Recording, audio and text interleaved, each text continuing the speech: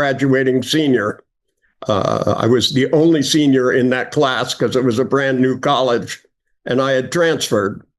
And at the time, I was doing some work modeling Virginia Satir, Fritz Perls, Otto Sundry, other people with what I now consider to be archaic tools. And when I met John, John told me he had a model of the brain, but it had no application. And I would like to be perfectly clear about something, because I've received some disturbing emails about how I shouldn't be doing this program. And I want to be perfectly clear, because I always give credit where credit is due. John was, at that time, probably the world's best syntactician, and may still be, for all I know. I haven't seen him in years. But we worked together for over a decade, tirelessly. And while there were people that were in our experimental groups and around at the time, John Grinder and I spent long nights. We produced together over in north of a decade a body of knowledge which included the two most important foundations of NLP. The meta model of language, which was based on Noam Chomsky's work, and we gave him credit for that, and the four tuple, which was a syntax and a calculus of learning that allowed us to take learning from one person and put it in another. The meta model allowed us to explore, as Korzybski said, the model of the world that somebody built, the representations, and either clean them up or expend them outside that territory into new territory. And we read together thousands of journal articles. We read together hundreds of books. And when we found something interesting or important, read it to each other. I had a blackboard in my living room, and we wrote equations on it. We outlined books on it. We wrote 9 books together in slightly over 10 years and produced a large body of knowledge. All these leather-bound books up here, which I wrote, over a third of them were written by me and John. And I give him credit for starting NLP with me. And most of the things I read said we started NLP, but we built the foundations of it and founded the field. And most of the algorithms that are used to this day are really things that John and I created. And they're outlined in this book. Him and I bought this book when we first got together, and it has equations in it of one form or another.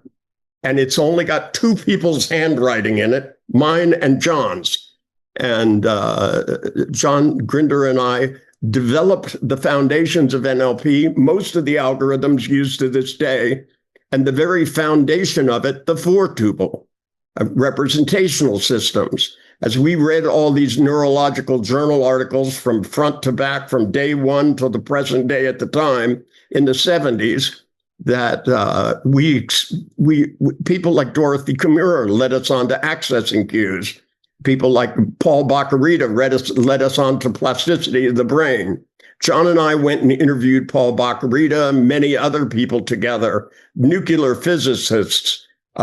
We went to Stanford to meet Carl Pegram, and he didn't show up, but his secretary gave us a copy of every journal article. We went and saw Milton Erickson, and Betty Erickson gave me a collection of all of Milton's journal articles and everybody else from the Society of Clinical Hypnosis. We read through and poured through these articles, long nights, hard work for over 10 years. We didn't have hobbies together. We weren't socializing together. We were not fast friends. We were colleagues. And we worked very hard and created the foundations of everything that is NLP now, contrary to what I read. And that's why I agreed to do this, is because the profundity of what we did together is only starting now. We have laid the foundations. We built a calculus of learning, and the rest of the world is catching up to what we did, and it's spreading everywhere. And the fact that little pieces are used here and there, and somebody develops a sales training program, or somebody goes online and starts anointing people practitioners, that John and I have both built large organizations that have done training. that we focus in our trainings on the quality of our students. We want them to be good at what they do and for it to expand their horizons and everybody else they come in contact with. Anyway, that's my answer to your question. I do have a list of some of the questions, if you wouldn't mind. Okay, the one he sent you. That's why we copy each other on emails. What surprised and delighted you most in the early days of NLP? Results. Oh, good. I like these one answer questions. These are some of my favorite. Yeah, we got powerful results that surprised and delighted us. That, after meeting Paul Baccarita, I worked with somebody that had a stroke and was paralyzed and supposedly wasn't supposed to be able to move, and did some hypnosis and rerouted things by showing them pictures of the brain and where the motor cortex was and how one part of the motor cortex was near another, and they regained movement in their hand. Now, I don't know how directly it was related to the hypnosis or the description, but I got results. And the one thing that we always counted on was things work or they don't work. It's the one thing I learned studying physics, was that things either work or they don't work. You can be a theoretical physicist or an experimental physicist. But if you're an inventor, you build a machine, and if you build a toaster, if it doesn't make toast, it's a waste of time. And we focused on results, not statistics, not psychological studies. We weren't trying to prove anything to anybody but ourselves that the skills worked. And if we could train somebody else to do it, then we knew it was the skill and not our personality, which is very important, because when I started out, part of the reason I got into this is because when I watched Virginia Satir work the first time, 400 people in the room all kept muttering to themselves, "She's so intuitive," which meant they didn't have to learn it. It was her, not what she was doing. And I found that offensive. And so I started building algorithms so that people could repeat the work that she was doing. And when I met John, he gave us John Grinder, that is, it gave us a more sophisticated set of tools to begin to build the models which we did. And those models themselves have properties that make it so you can use it for anything. One is that they're generative in nature. That means they can always apply to themselves. And the other is they can predict that once you model how somebody does something, you can figure out things that they might do if they lived to be 300. And that's true about Virginia. It's true about Milton. We made better hypnotists than he was, faster hypnotists than he was. And we still built on the foundation of his knowledge. And we have to give him credit for all the great skills he had. But it doesn't mean that we can't do better. That's what progress is all about. And speaking of those early days, what do you consider to be the most important moment from those early days, the moment that changed you the most? The moment that changed me the most was when we read Moshe Feldenkrais's book and kind of discussed it and started talking about stimulus response conditioning, and kind of came up with this idea that if somebody went into a state, if we anchored it precisely enough with a touch, we could get it to come back. And we went into a group and did exactly that. And I remember the surprised look on my face and John Grinder's. We both looked at each other like, wow, this opened up a doorway to possibilities. All right. I think John Lavelle is back. The other John Lavelle? Back. Perhaps. Hey. I got crashed out a couple of times, so I don't know. Let's see this question here. When you reached the point where you felt confident that you could solve just about any problem or psychological challenge with NLP skills, which techniques did you have already found developed by that time? I've never reached that point, to be honest with you. I don't think we can solve any problem. I think we can attempt to solve problems. I still haven't beaten time travel, space travel. There's a lot of problems I haven't solved.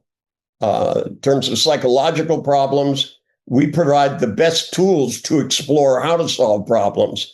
The meta model itself is a problem-solving machine, but it requires skill to use it. And you can't just use it randomly. You have to use it methodically, and you have to keep your purpose in mind. That I've had success where a lot of people failed with clients, and that's based on a couple of things. One is I'm relentless. I learned that from Virginia Satir. She was relentless. She would go on for 12, 15 hours until people were just ready to pass out. And she was just determined to get a result. And I'm pretty much the same way. I just don't give up. And I try just about anything. And if the tools I have don't work, then I start making new ones. And that's what the 4-tuple is for. That's what the meta model is for. And having the skills as a hypnotist always makes them work better. Having control over altered states. Even now, I'm working on a book that's all about brain states and has the machines have gotten more sophisticated. Back in the 70s and the 80s, I started using mind mirrors and measuring altered states so that when, I would hypnotize somebody, I could know the difference between it, both on the machine and on their face, so that I could recognize it. And when people went into states of creativity, they would, go into alpha, and then there would be repetitive but consistent theta spikes. The machines now are so much more sophisticated, so much more precise that I'm going back to that. And I'm working on a project with somebody else where we're categorizing all of this stuff. We want to take the work of Paul Bach-y-Rita, Moshe Feldenkrais, and all of these people further than it's gone before. At what point did you realize that you had more than just, can use it in therapy applications, but actually anybody could learn to use NLP? Was there a point in time? Well, when I figured out that it wasn't about repair, it was about learning. That the 4-tuple is a syntax and a calculus of learning, and I got that right off the bat by spelling. That when we found somebody who spelled well versus somebody who didn't. I worked with some elementary school kids through Manresa Family Counseling, and went into an elementary school and taught some, quote, learning disabled kids how to spell, how to multiply, and how to do a few other things. And it became obvious that, we started modeling good salesmen, good hypnotists, that it wasn't about repairing people. And psychology is in and of itself, that whether you're in some school of psychotherapy, they all share the same Freudian principle, which is that you investigate into the past to find out what went wrong. And when you understand it, when you go, aha, somehow or other, it's supposed to make everything okay. Great idea, tried for 100 years, just bloody doesn't work. And so we flipped it over the other way and made it, it should be obvious that if people learn stupid things, they do stupid things. And if you learn smart things, you learn smart things. If you learn fast ways to do things, you do them quickly. And if you learn slow ways to do things, you do them slowly. And the one thing the brain is capable of doing is learning and growing from the time it is conceived to the time people move on, and probably even further, as far as I'm concerned. Hey, when you and John Grinder were first modeling the folks that you modeled, what specific observation or aha moment most changed your understanding of how language shapes experience? And what did you discard early?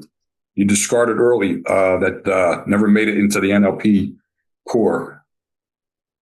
The word why was the first thing to go, because it directly implies that everything is cause effect. And we know that Einstein debunked that theory a long time ago. And so the first thing to go in language was asking why questions, because they get you because answers. And if there was really a causal relationship, if the fact you fell in a river when you were 5 really makes it so that you're going to be afraid of water, then that's different than saying if you could learn that in 2 minutes of falling in water, then you should learn to be able to stop it in 2 minutes and enjoy water. That to me, there's a real difference between, believing in people's capabilities. A lot of the clients I've worked with over the 50 plus years were given up on by their psychiatrists, given up on by everybody. And typically they were brought to me by psychiatrists or psychotherapists of some kind or another, and literally told, told they'd always be OCD, they'd always be depressed, that they just had to learn to live with it. And that really is an underestimation of the fantastic nature of the brain.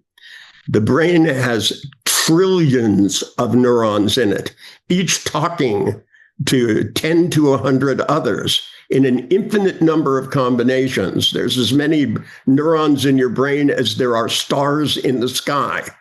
And I don't mean the ones that you can see, I mean stars in the sky, period.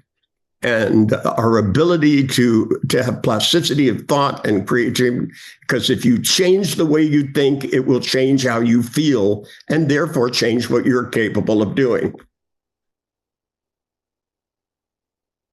Okay.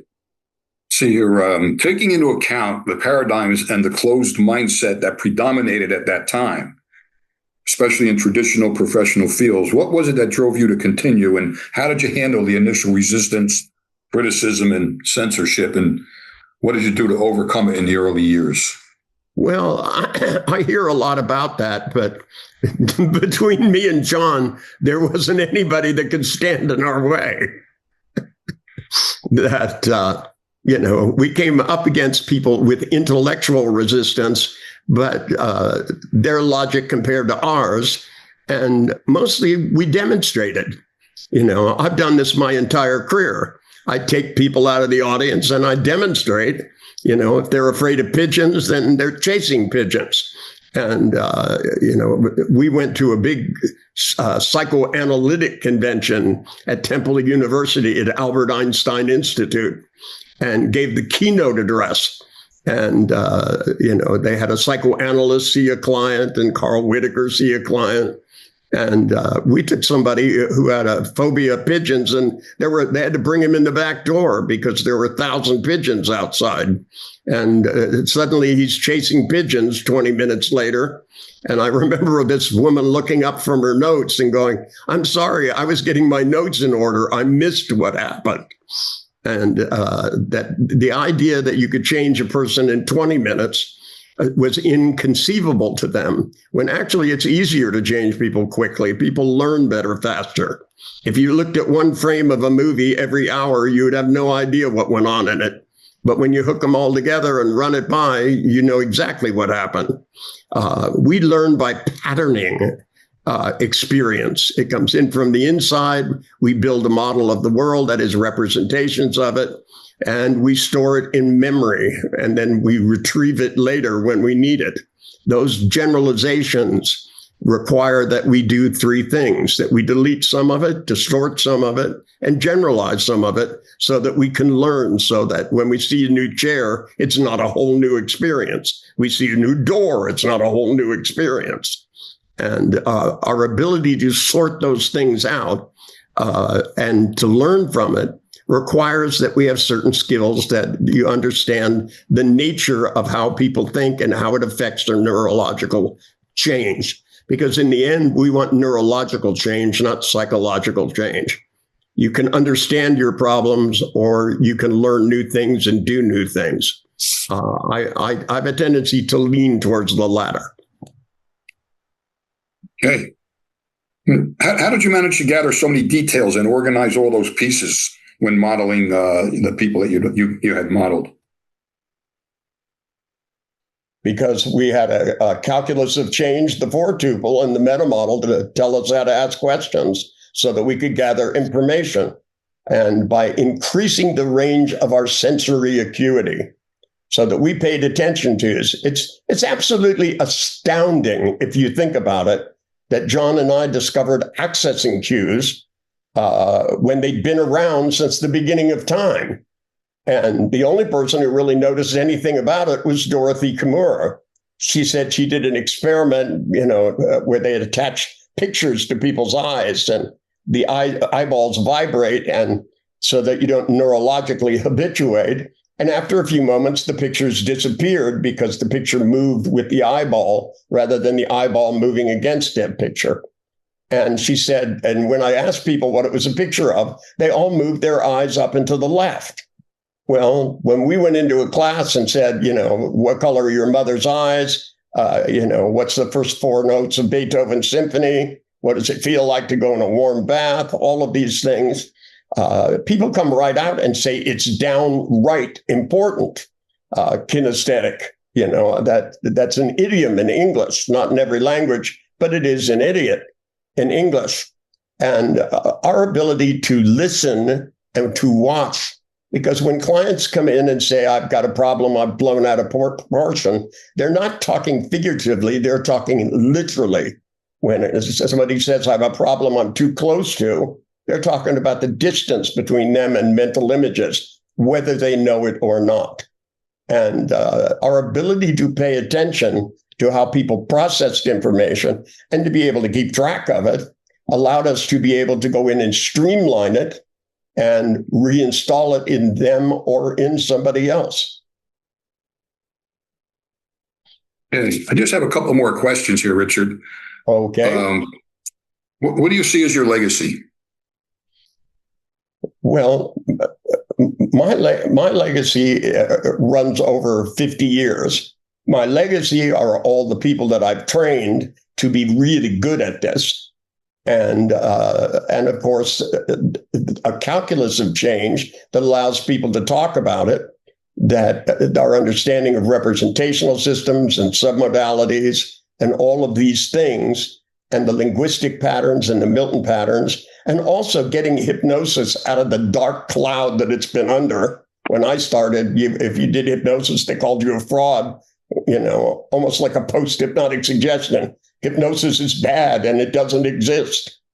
And my legacy is to bring this stuff out into the light so that we can begin to explore ways to get people to learn faster. I think the greatest result will be in the educational system someday. It hasn't happened yet. They're still teaching phonetics, and you can't even spell phonetics phonetically. It's ludicrous. That the idea that you give up on clients or that you drug the hell out of them to get a result just never appealed to me. I was around in the 60s, and I don't know anybody who got smarter taking drugs. Yeah. Let's see. The last one here is, and I know you've heard this question before, but a lot of people haven't heard an answer to it, I guess, is what thoughts do you have on NLP's future? What thoughts do I have on its future? Well, it's not alive. So its future depends on all of us. That John and I are not going to live forever, as much as I would love to. The people that we train and how precisely we train them, and especially those that are doing strategy elicitation and taking it into new domains, mathematics, physics, coding, learning, school systems, training of the military. We've trained intelligence officers. We've been building training programs our whole life for corporations and sales and everything. That the idea that you get a PhD in poetry and not in sales is always ludicrous to me. That sales is the largest profession and the oldest profession on the face of the earth. People have been selling things to each other for an eternity. Learning to be more precise and more persuasive about how you do that is important. It provides income. And I know people are always going, isn't NLP manipulative? Well, manipulate means to move from one place to another on purpose. And I think it's a good idea that you do things on purpose. People have been conning each other since the beginning of time as well. People have been brainwashing each other in one form or another since the beginning of time. That this is good, this is bad, this is the right religion, this is the wrong religion. It goes on and on and on. The universe is infinite. There should be room for an infinite number of ideas, but we should test those ideas and make sure they make our lives better. because I think that what NLP is all about is freedom of thought, freedom of things, and the ability to make more of your day happy and less of your day unhappy. Thank you very much, Richard. I really, I've been with you for a while now, and I still like listening to you explain things. I really do. And I think we should cut it here. I know John Grinder's probably waiting, and we've taken up a little bit of time with technology problems. So I'm going to sign it off here for you. Well, I have one more thing to say. If you want to hear more, come to Florida. Thank you so much. Thank you, John. Thank you for that. And I want to thank Kathleen, who does all my bookings, your wife. So thanks a lot. You guys have been a great help. And I'd also like to thank Mike Carroll for putting this on. I know you had a little bit of trouble, but, this technology thing doesn't always work perfectly. Okay. Well, thank you much, Richard. And we'll see you again soon. All right. You bet.